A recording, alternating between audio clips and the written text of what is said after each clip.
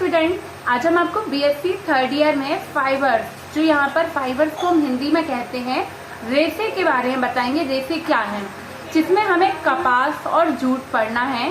कपास और जूट के बारे में तो सबसे पहले आपको फाइबर्स की डेफिनेशन क्लियर होना चाहिए कि फाइबर्स होता क्या है। तो स्क्लेरोइड्स कोशिकाओं का समूह रेशे का निर्माण करते हैं। आपने सेल सुनी है, स्क्लेरॉइड और पैरेनकाइमेटा, तो ये स्क्लेरॉइड सेल्स होती हैं, उनसे ही मिलकर बना होता है, जो पौधे को यांत्रिक शक्ति प्रदान करता है। रेशों की कोशिकाएं लंबी होती हैं एवं मोटी भित्ति वाली होती हैं।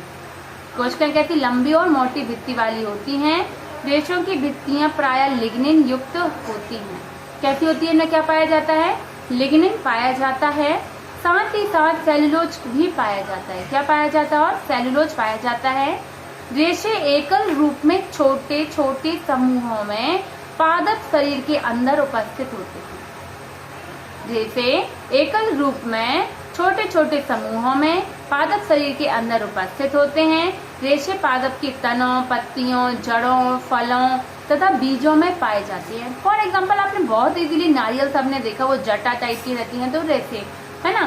तो रेशों का वर्गीकरण, तो रेशे क्लासिफिकेशन ऑफ फाइबर्स में वस्त्रीय रेशे भी होते हैं, टेक्सटाइल फाइबर जिन्हें हम कहते हैं, ब्रश रेशे जिसे ब्रश रेशे फाइबर्स कहते हैं, ठीक है, मोटी बुनाई वाले रेशे, ठीक है, रफ वेविंग फाइबर्स, भराई वाले प्राकृतिक रेशे बगैर बुने हुए कपड़े के स्थानों पर प्रयोग किए जाते हैं, और कागज बनाने वाले रेशे। तो ये 5-6 प्रकार के रेशे हैं, विभिन्न प्रकार से पाए जाते हैं। अब हम बात करते हैं कि कॉटन, जो कॉटन क्या है, कपास, जैसे आपने सुना होगा कॉटन के बारे में। कॉटन क्या होता है, कपास जिसे हम कहते हैं। तो अभी हम जो टॉपिक स्टार्ट कर रहे हैं, कपास हमें पढ़ना है और इसमें जूट, 2 चीजें हमें पढ़ना है, ठीक है, कपास और, ठीक है। तो कपास के बारे में सबसे पहले इसका बॉटनिकल नेम क्या होता है, गॉसिपियम हिरसुटम। क्या नाम है कपास का, गॉसिपियम हिरसुटम, और फैमिली होती है मालवेसी फैमिली के अंतर्गत इसको रखा गया है। कपास के रेशे महत्वपूर्ण होते हैं, जो कपास के पौधे की अनेक जातियां प्राप्त की जाती हैं।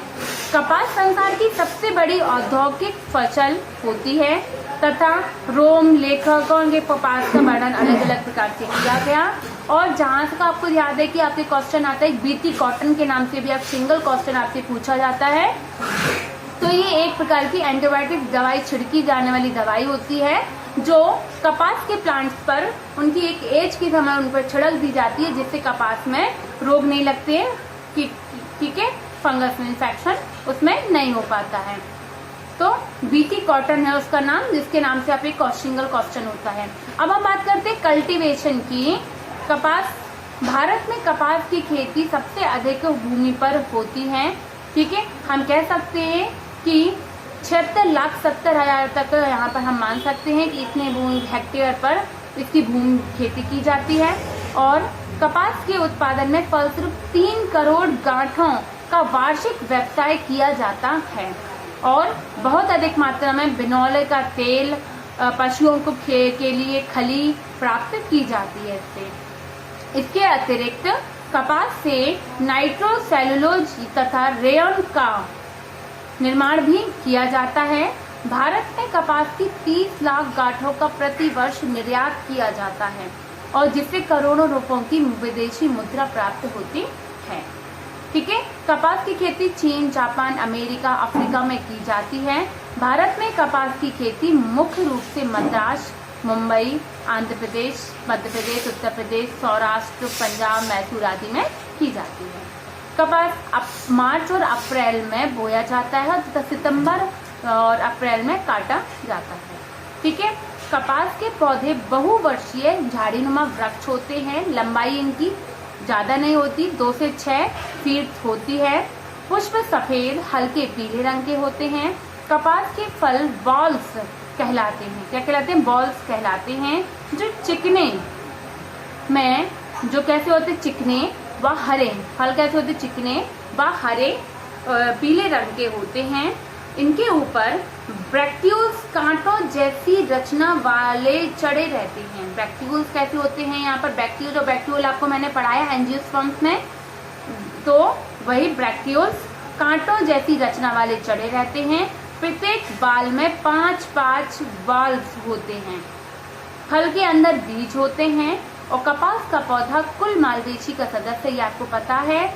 भारत में कपास की प्रमुख जातियां गॉसिपियम हिरसुटम, लगभग 50% क्षेत्र, गॉसिपियम एर्बेडियम 29% क्षेत्र में, तथा गॉसिपियम हर्बेसियम 21% क्षेत्र में, तथा गॉसिपियम बारबेडेंसी बहुत कम भागों में उगाई जाती है। तो इसकी जातियां हो गई 4-5। अब इनकी आकारिकी कैसे होती है, बीज की सतह है, कपास के बीज की सतह पर छोटे सफेद रंग के रेशे पाए जाते हैं जो फज या लिंट रोम कहलाते हैं। फज या लिंट रोम कहलाते हैं। इनकी लंबाई 1.5 या 1 इंच तक होती है। लंबे तथा मोटे रोम लिंट कहलाते हैं जो सफेद रंग के होते हैं। कैसे रंग के होते हैं, सफेद रंग के होते हैं।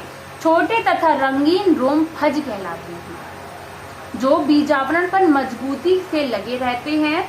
परिपक्व लिंट की बनी लंबी नलिकाकार कोशिकाएं मोटी भित्ति वाली होती हैं जिन पर सेलुलोज के स्पाइरल बैंड्स पाए जाते हैं। किस चीज के, सेलुलोज के स्पाइरल बैंड्स, स्पाइरल रूप से बैंड्स होते हैं।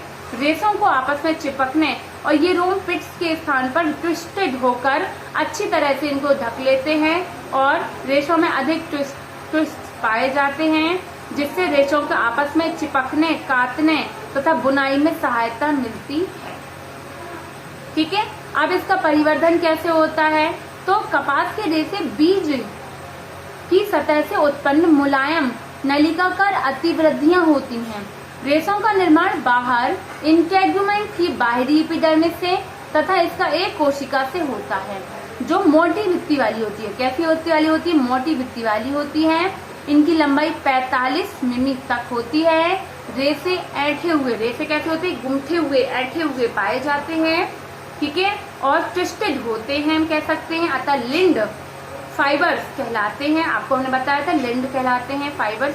विभिन्न जातियों में रेशे विभिन्न प्रकार के भी हो सकते हैं जिनमें 95% सेल्यूलोज, 1:3% प्रोटीन, 0.9% 1.2% पैक्टिन पदार्थ, 0.7% जल तथा सूक्ष्म मात्रा में वर्णक पिगमेंट्स उपस्थित होते हैं।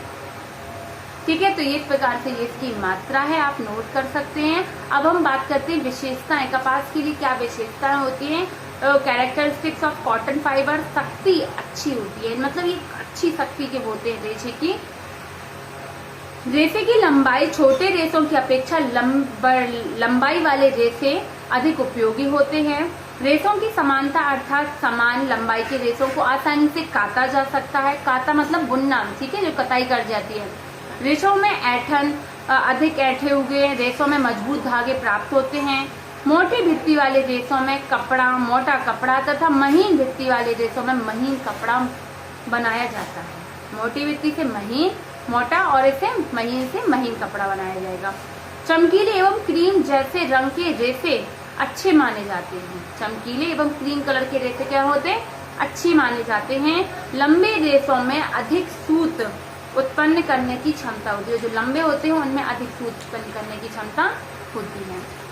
ठीक है, तो इसी प्रकार से कपास के धागे की तैयारी, तो सबसे पहले हमें क्या करना होता है, उसको औंटना होता है। औंटना होता है, उसके बाद पिंड का निर्माण करना होता है। कैसे उसका पिंड तैयार करेंगे, फिर उसमें छटाई करनी होती है। छटाई की प्रोसेस होती है, छांट कर अलग कर लेते हैं। फिर हमें लैपिंग, प्रभार्जन करना होता है, जिसके बाद छटाई के बाद कपास के रेशों में 3 स्तरों में एक साथ उन्हें जोड़ देते हैं हम। और कॉम्बिंग या ड्राइंग करना होता है, छोटे छोटे धागों को पृथक करके अलग कर देंगे हम, तो ये कॉम्बिंग ड्राइंग। ठीक है, और लंबे धागों को सख्ती की जाती है। ऐंठना, फिर उसको हम ऐंठेंगे, ऐंठने की प्रोसेस छटनी है। रेशों को एक दूसरे से ऐंठन धागों को प्राप्त किया जाता है। तो औंटना, पिंड निर्माण करना, छटाई करना, प्रभार्जन, कॉम्बिंग, ड्राइंग और ऐंठना। इसी प्रकार से ये रेशे आपके कंप्लीट। अब है लास्ट आर्थिक महत्व क्या है कपास को अन्य देशों में कपास को क्या करते हैं अन्य देशों के साथ मिलाकर भी वस्त्र उद्योग में इसका प्रयोग कर सकते हैं हम, और सेल्यूलोज उद्योगों में भी इसका हम प्रयोग कर सकते हैं। रबर, टायर्स, वस्त्र निर्माण में भी इसका उपयोग कर सकते हैं। तकिया, गद्दी, सोफे, भराई आदि में भी काम आती है। बीजों से तेल निकाला जा सकता है, इसके खाने के काम भी यूज होती हैं।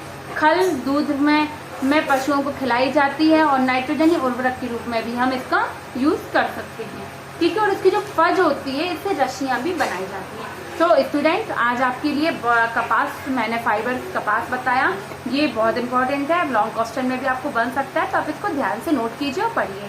ठीक है, तो आज के लिए इतना ही। Thank you. और मैं नेक्स्ट वीडियो में आपको जूट के बारे में भी आपको बता दूंगी। ठीक है, तो आज के लिए इतना ही। Thank you.